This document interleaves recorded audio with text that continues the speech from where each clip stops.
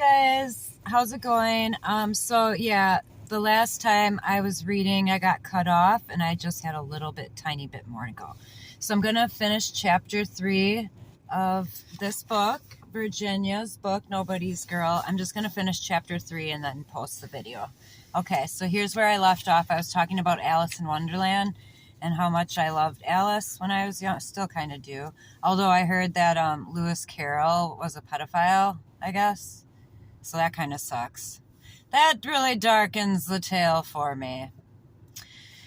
But anyways, let's digress on that, and I will start. All right, she said, from that point on, Alice and I were inseparable. I could have changed her name, I guess, but I didn't because it reminded me of Alice in Wonderland, a book I adored. My Alice was gentle, patient, and easy to get a saddle on, though usually I rode her bareback.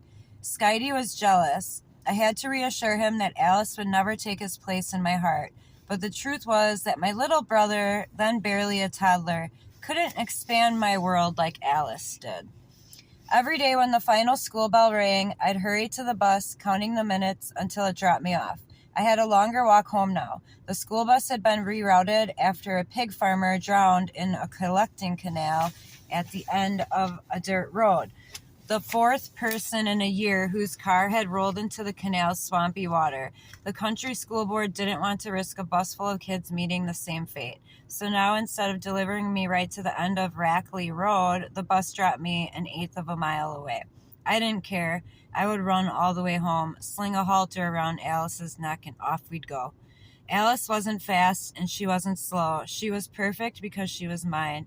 I delighted in the way she smelled, especially after a ride, and the way she'd wrap her head around me to hold me close as I brushed her mane.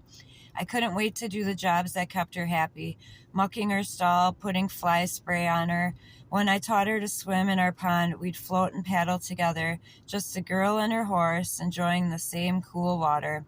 When we headed for the woods, she never startled or bucked. She was sensitive as well as smart. On her back, I felt taller, stronger. I knew that she understood me and I her without words. Alice was my ally, my protector, like Charlotte the spider was for Wilbur the pig. With her, I felt completely safe. I didn't know yet, though, that there were reasons to be afraid. And that was it. See, I didn't have much left to read. But, yeah, horses are so good for therapy. They sense what you are feeling. So just keep that in mind if you are ever around a horse. You want to just ground yourself and try to stay calm. But they are wonderful creatures. They are magical, I would say. I had a lovely experience with one named Gigi.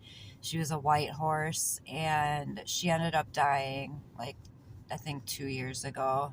So that was kind of sad, but Gigi was my favorite. I loved her. So anyways, that's it. I just wanted to give you that portion. I'll start chapter 4 then when I can. All right? It will be soon. All right. Hope you guys have a lovely Monday, and take care, okay? Bye-bye.